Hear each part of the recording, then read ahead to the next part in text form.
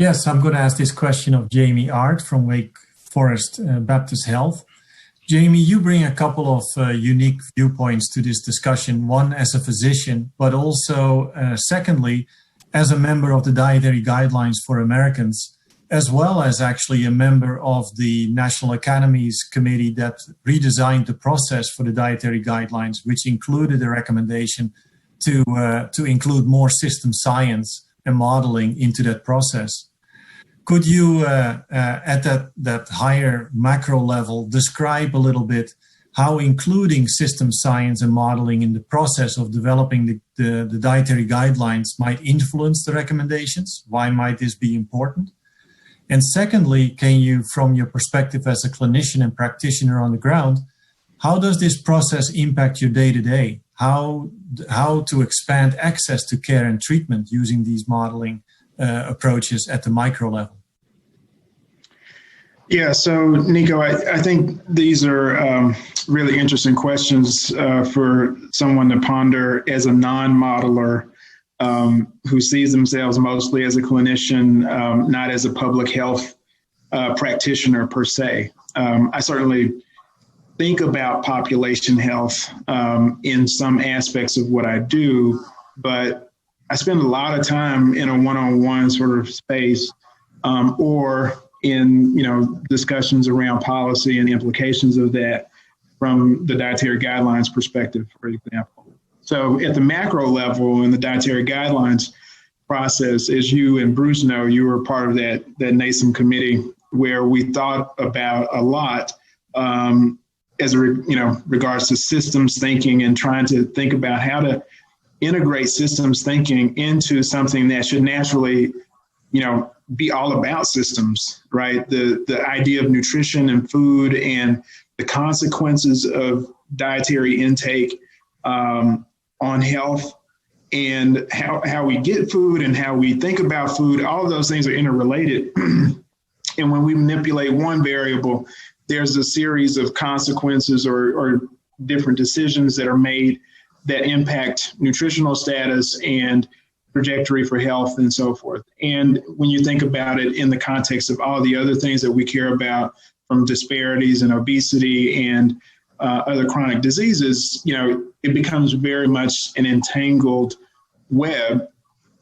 And what we've done from a nutritional standpoint is often been very much reductionist, right? Where we've got to replace one particular nutrient or one particular food and substitute a different food. And then we do it, sort of in a piecemeal type of approach. And so I think the challenge is now going forward for us to start to think about how do we take people who have the level of expertise and the experience that we've, sort of seen in the panel and the panelists, and begin to integrate those approaches into the way that we think about nutrition for the masses and recommendations at both an individual level. This past cycle, we really took a life stage approach for thinking about the dietary guidelines and the science there.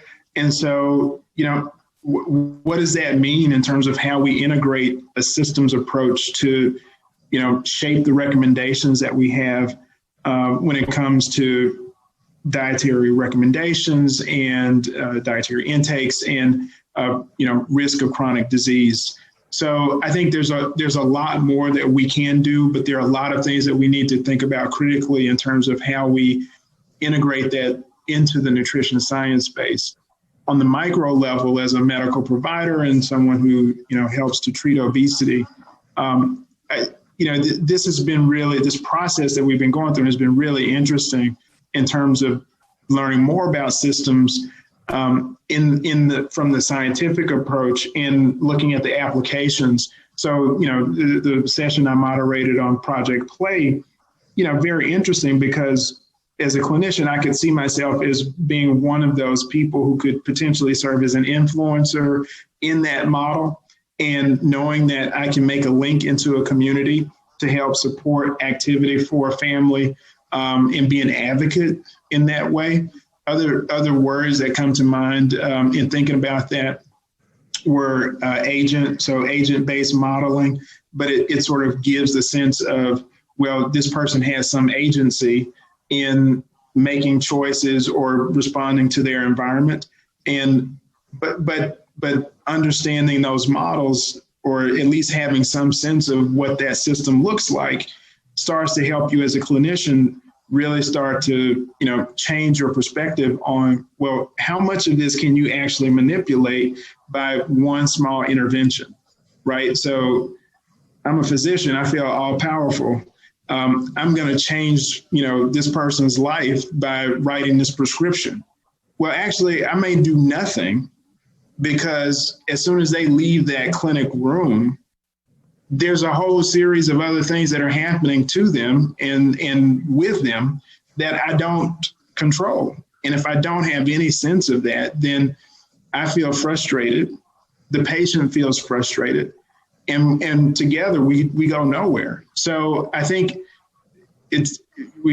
Sarah talked about education. I think clearly from a medical perspective, we have no exposure to this on an educational standpoint, and we need to really sort of understand at the individual level how we can create influencers using health professionals to really start to be a part of this systems thinking.